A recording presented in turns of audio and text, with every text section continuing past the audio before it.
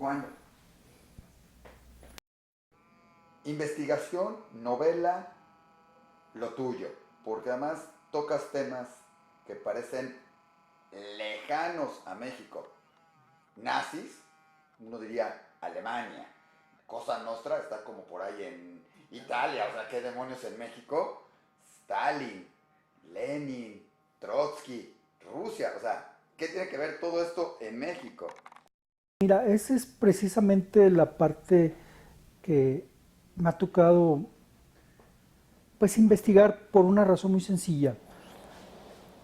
Eh, Desde hace unos años para acá, tanto en Estados Unidos como en la Unión Soviética, comenzaron a abrirse documentos que estaban cerrados durante más de 60 años. Muchos de estos documentos fueron guardados como clasificados por la importancia que tenían de los hechos que narraban, ¿no? Entonces, de los años 80 para acá se empezaron a desclasificar, de mediados de los 80, en Estados Unidos, documentos que los servicios de inteligencia mantenían en secreto. Y una cosa muy importante que complementa la pregunta es que en México la parte histórica de los años 40 para acá no está investigada. Hay un historiador estadounidense que dice que pareciese que la historia mexicana se terminó a partir de los años 40 en adelante.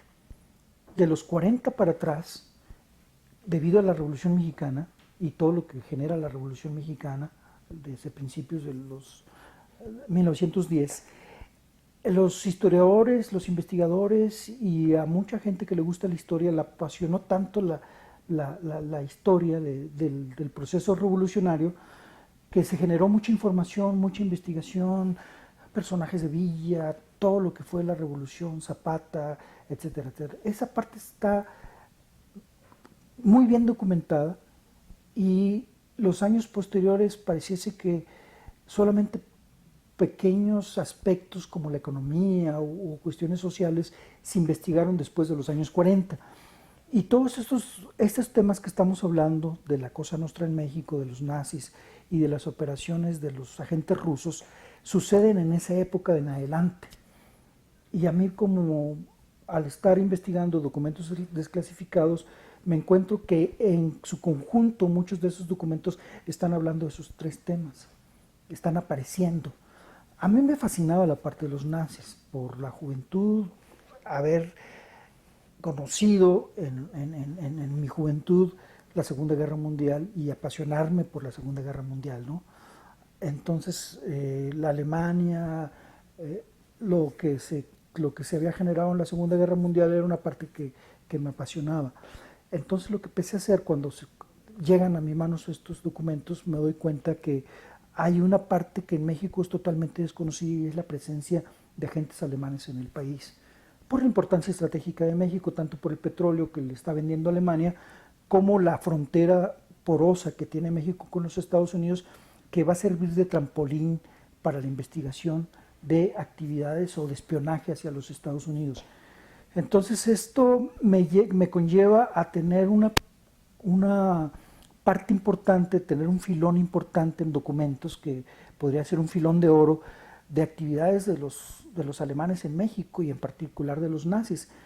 Las camisas doradas, etcétera. Sí, entonces dices, ¿por qué? ¿Por qué los nazis en México? ¿De dónde estaba saliendo esa influencia? Y al investigarla ahí, pues viene una parte importante de agentes alemanes que están metiéndose con el sinarquismo, que están promoviendo un grupo judío, antijudío, que está diciendo que corra sangre judía en México. Mientras, paralelamente, hay un pequeño caso de Lázaro Cárdenas que abre un pequeño espacio para que vengan judíos a México huyendo de Europa, ¿no?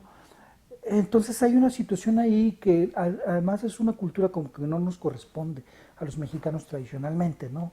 La relación con la comunidad judía. A mí me empieza a interesar tanto porque me estoy dando cuenta que estos tipos no solamente están haciendo operaciones contra Estados Unidos y operaciones de tráfico de materias primas, tráfico de petróleo para apoyar a Alemania a la guerra, sino que hay esa penetración de ideología fascista y antijudía, ¿no? Antisemita. Entonces me pongo a investigar, desgraciadamente mis limitaciones de tiempo y de recursos no me dejan la posibilidad de investigar como yo quisiera. Entonces me tardo mucho más en las investigaciones por los tiempos y todo eso. Pero me pongo a ver en archivos de México, de los Estados Unidos, que hay una pequeña facción de criminales de guerra al término de la Segunda Guerra Mundial que también vienen a México.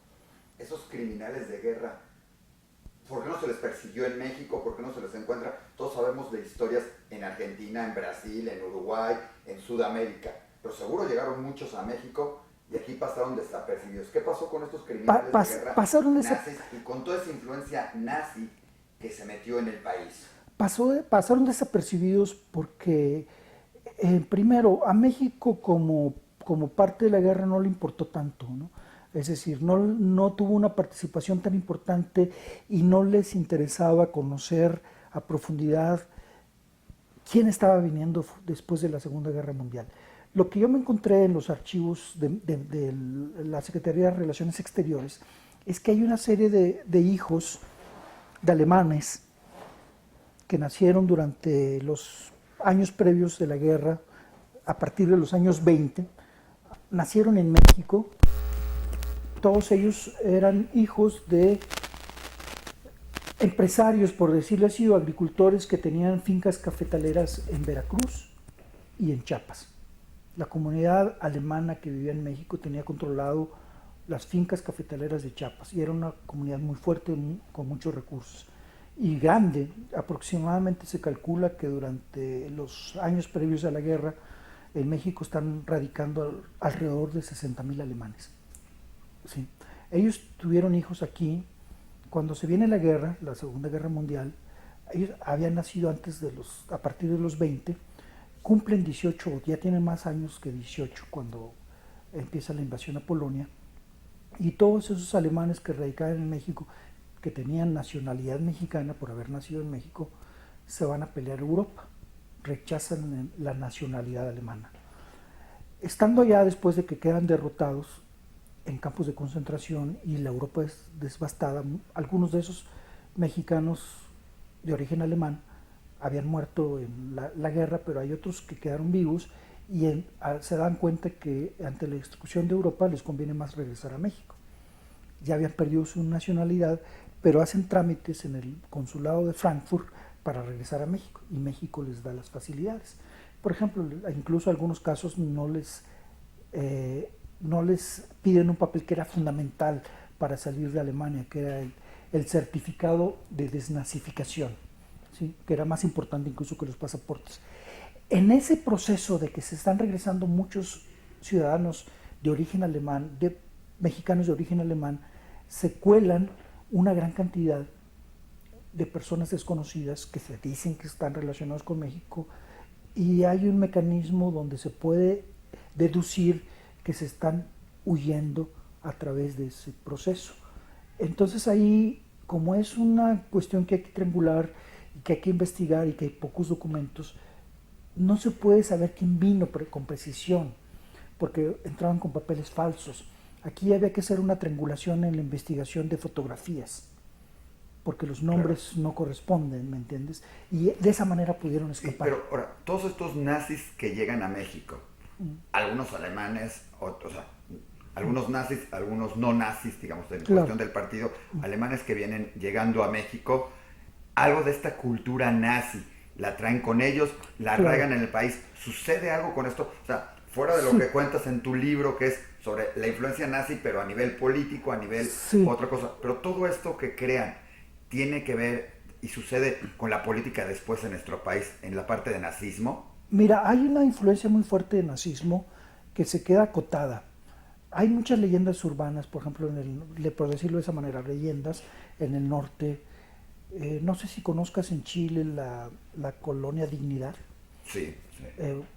Hay en Torreón, por lo que me ha tocado empezar a recopilar de background, o por decirlo, de antecedentes que me empiezan a llegar después de lo del libro, hay en todas partes grupos de alemanes que estuvieron viviendo, que estuvieron actuando incluso como oficiales de Alemania, pero más bien influyendo en un entorno pequeño, ya en un entorno nacional, como que se mantuvieron a la defensiva, pero sí estuvieron sin arrepentirse y tratando de polemizar y de influir y de divulgar la ideología nazi, pero muy focalizado en ciertas comunidades, en donde se escondieron, como se estaban escondiendo, pues eso les provocó que no se expandieran o que no quisieran salir más a la luz.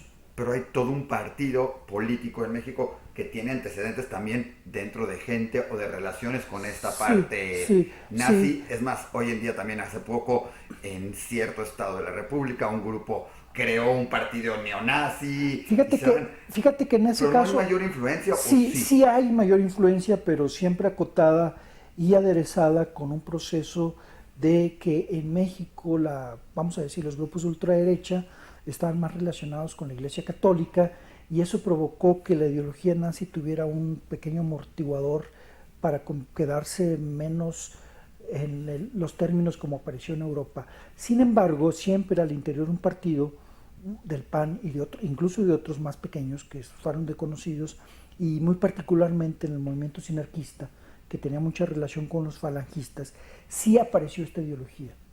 Se quedó acotada, en ciertos casos se conjugó con la tradición mexicana, pero siempre quedaron, ya no digamos grupos grandes, sino personajes que se quedaron con la ideología y la estuvieron reproduciendo.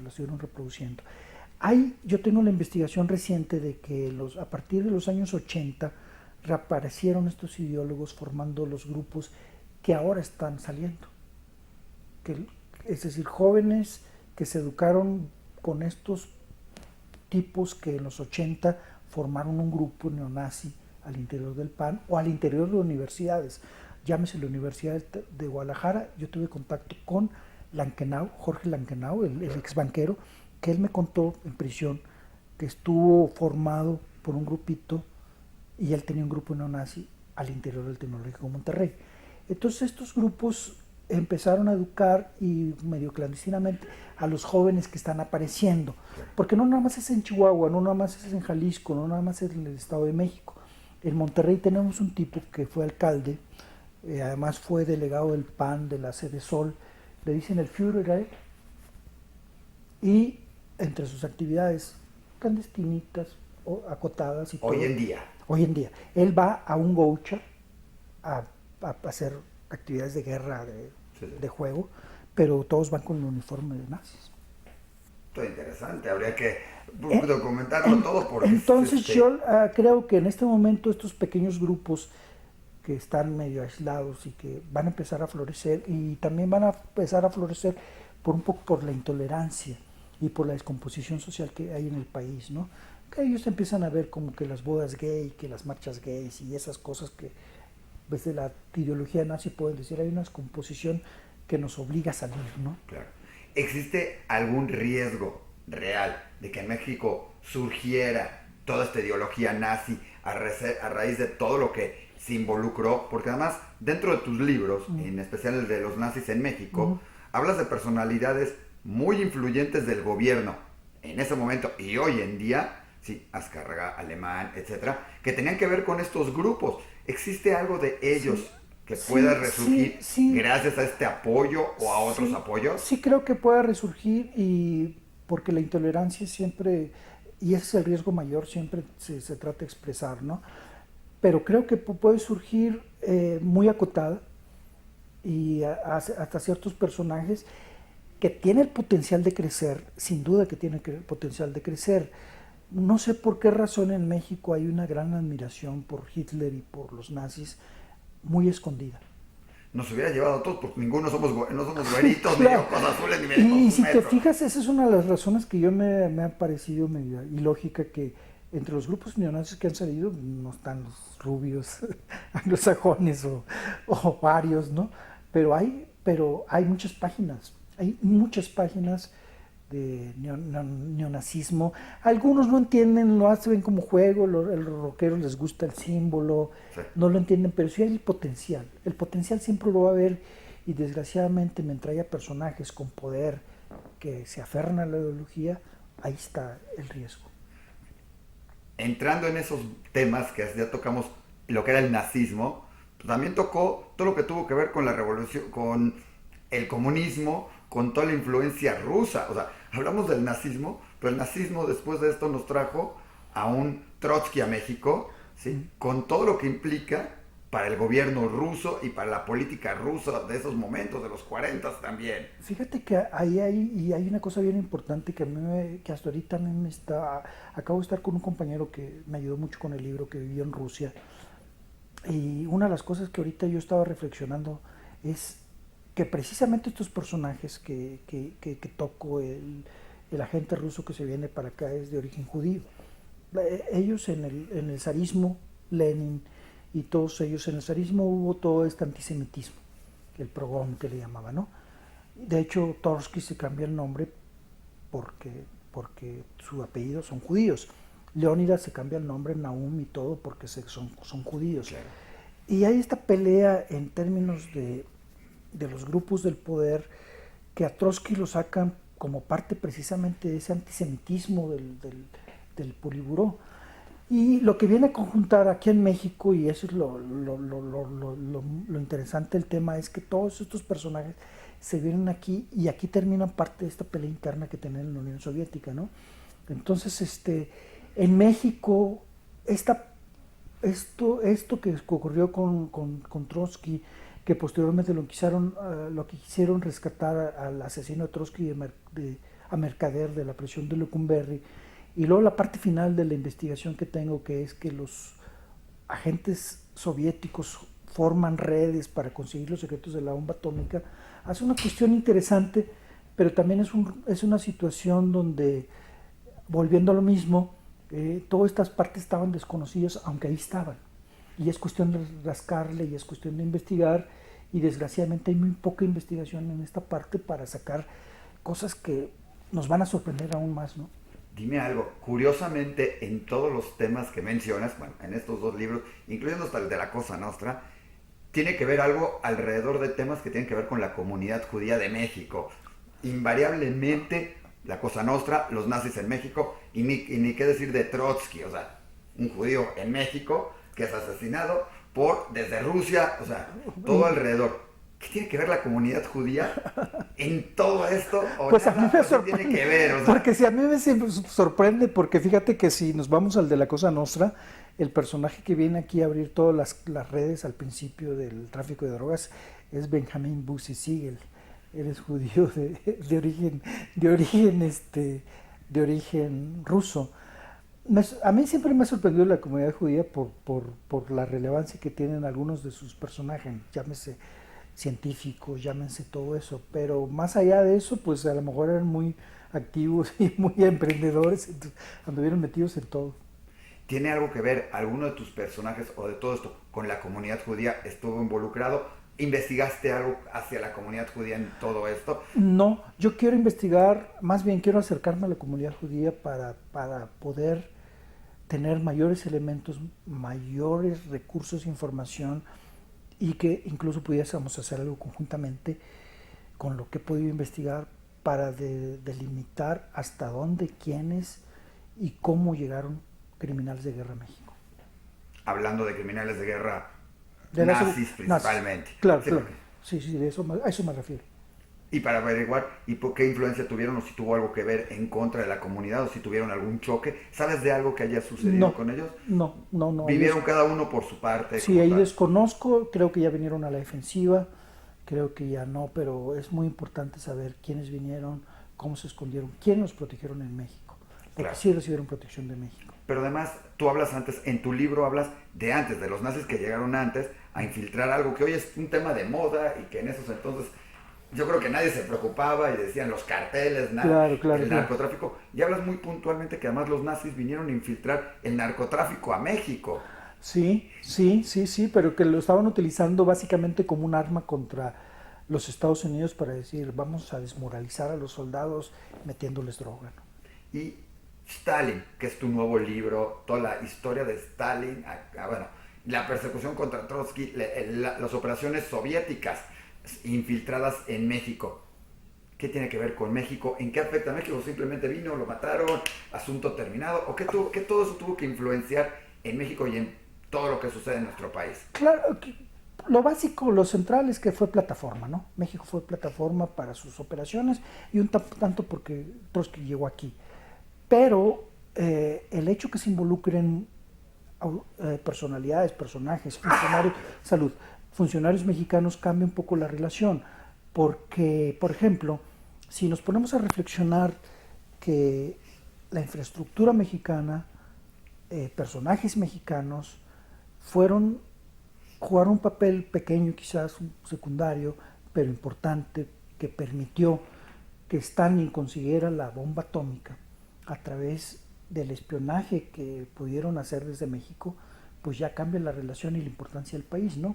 Porque la casona de Tacubaya, la que está acá en la embajada rusa, fue donde se estuvieron mandando parte de los secretos para que los rusos tuvieran la bomba atómica.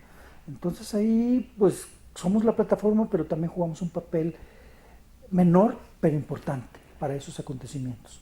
¿Crees? O sea, años de distancia, muchos años de distancia, 60 años después de todos, muchas de estas cosas, 60, 70.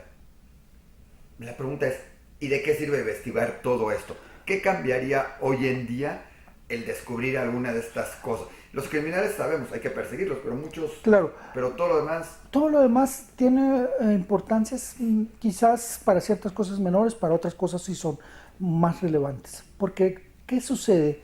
Que, por ejemplo, los procesos que estamos viviendo tienen un antecedente, ¿no? Y gran parte de lo que es el México contemporáneo, por ejemplo, como el hecho que el PAN haya llegado al poder, tienen procesos donde se fueron formando a partir de los años 40 en adelante. Por ejemplo, la economía de México, pues la industrialización y todo empieza a los años 40. Nuestro pasado inmediato que nos conformó cultural a las generaciones que estamos ahora son de esas épocas para acá. Es decir, la historia de la revolución pues ya quedó más atrás y gran parte de la configuración del México moderno empieza 40, 50, etcétera, etcétera. Entender esa parte nos va a poder dejar ver qué son algunas personas, qué son algunas circunstancias y cuál es el aspecto de lo que estamos viviendo que se formó en esa parte, ¿no? Y dentro de todas esas investigaciones me platicabas de varias cosas que estás investigando hoy en día que tienen mucho que ver. Uno es, como platicabas, que hasta lo viste con un cazador de nazis recientemente, que ya lo comentaste, los criminales de nazi, cómo que entraron y todo. ¿Cómo vas con esa investigación? ¿Qué sabemos de esa investigación? Y la segunda, me platicabas hasta de Hitler, de sus esposas, de la hermana, de la familia y su relación con México, que además nunca le hemos pensado diciendo, bueno, Sí. pues estaba por allá y quedó en su búnker, si es que quedó en su búnker, pero... La importancia, y esa es la parte que tenemos que tratar de recuperar un poco, es que si Argentina, Uruguay y Brasil jugaron un papel importante para que estos tipos huyeran y entender cómo huyeron y todo ese asunto, la parte de México no se ha investigado. Desgraciadamente a mí me toca ser uno de los primeros, pero creo que eso tiene tanta importancia que debería haber mucha más investigación y esas son las limitaciones de que si no hay ahorita un conjunto de gente que pudiéramos trabajar eso, porque yo tengo limitaciones de tiempo, de dinero y todo eso, incluso aquí hay cuestiones como elementales como cuestiones del idioma, ¿no? Para poder tener desde la Alemania, desde otras culturas, cómo es que México fue una plataforma para que estos tipos pudieran escapar impunemente de los crímenes de guerra que hicieron. ¿Y quiénes son los cómplices que permitieron eso? Entonces esa parte mexicana... ¿Hacia dónde llegaron principalmente? Me comentabas algo de Chiapas con la hermana de Eva Braun, me comentas algo de... Ella creo que vino de vacaciones, ese es un rumor que yo quiero confirmar, pero desgraciadamente la parte que vinieron solamente está como indicios que hay que confirmar. No había tantos paparazzis en ese entonces. Claro, sí, así es. ¿Qué sigue en todo esto? No sé, está el libro de Ettington, está en todo esto, que nos platiques un poquito, pero ¿qué sigue? ¿Qué hay? ¿Qué no hay en todo esto? ¿Y no te da miedo algunas veces encontrar a estos personajes involucrados y decir, a ver, o sea, estoy mencionando que tal tuvo que ver o tuvo que no que ver? Sí, hay un riesgo y tengo miedo porque hay algunos funcionarios o algunos familiares de esos personajes que creen que la verdad se puede borrar si quitas al que la está diciendo, ¿no? Pero lo que sigue es un poco tratar de conjuntar todo esto, como decir, bueno, hacer un balance general de cómo se operó durante la Segunda Guerra Mundial, qué sucedió al tener más elementos y todo eso. Creo que desgraciadamente mientras no haya más polémica, mayor discusión de más involucrados en la investigación, creo que algunos de esos libros pudieron generar que a otra gente se interesara. En la medida que haya más polémica y más investigación de esto, creo que vamos a tener la posibilidad de entender la importancia que no nos habíamos dado cuenta que tuvimos durante la Segunda Guerra Mundial, por intereses particulares, pero México jugó un papel pequeño pero importante. Y de todas estas investigaciones que has hecho y que estás haciendo, ¿cuáles dirías tú que son los momentos más importantes que has descubierto o los que más podrías decir, hijo, sí, ni yo me lo creía? Y sí, fíjate que ahí una de las sorpresas más relevantes es el asunto de la espía alemana Hilda Kruger, porque se mete al interior del gobierno mexicano, su papel y su importancia. Y luego ahorita estoy descubriendo que escribió varios libros, tiene 3 libros escritos en México, sobre mujeres, Malinche, Sor Juana, Elisa Lynch, una personaje de Uruguay. Y el otro es pues algo que te saca de verlo, entenderlo, cómo hizo todo eso. Y la otra parte es lo más reciente con este libro de Stalin, es esta red que organizó Leonas Eitingon para conseguir los secretos del proyecto Manhattan, donde están involucrados mexicanos. Esos dos creo que son cosas fuera de serie. Eso lo comentas, curiosamente ambos temas los comentas en el libro. Si quieres, enséñanos el libro. Sí, mira, en estos este es el libro de Eitingon y esta es la parte central. Este es el personaje. Tuve la suerte de estar con su hijo antes de que se muriera. Se acaba de morir su hijo, el primogénito, Vladimir. Estuve en contacto con él y él me dio parte de información de su padre, ¿no? De hecho, esta foto que me proporciona de Leónidas la manda a su. Esta es la parte de los rusos y en el caso de los nazis tenemos la fotografía de Hilda con un alto funcionario mexicano, su ficha de ingreso a México y pues, su relación con algunos espías, ¿no? Entonces estamos hablando de que pues los dos libros tienen una contribución que se convirtieron en algo fuera de serie y algo muy importante. Pues muchísimas gracias, habrá que leer los dos, leerlos y estudiarlos y analizar y ver en qué nos modificó toda nuestra vida realmente. Claro. Si quieres ahorita que termines, ya.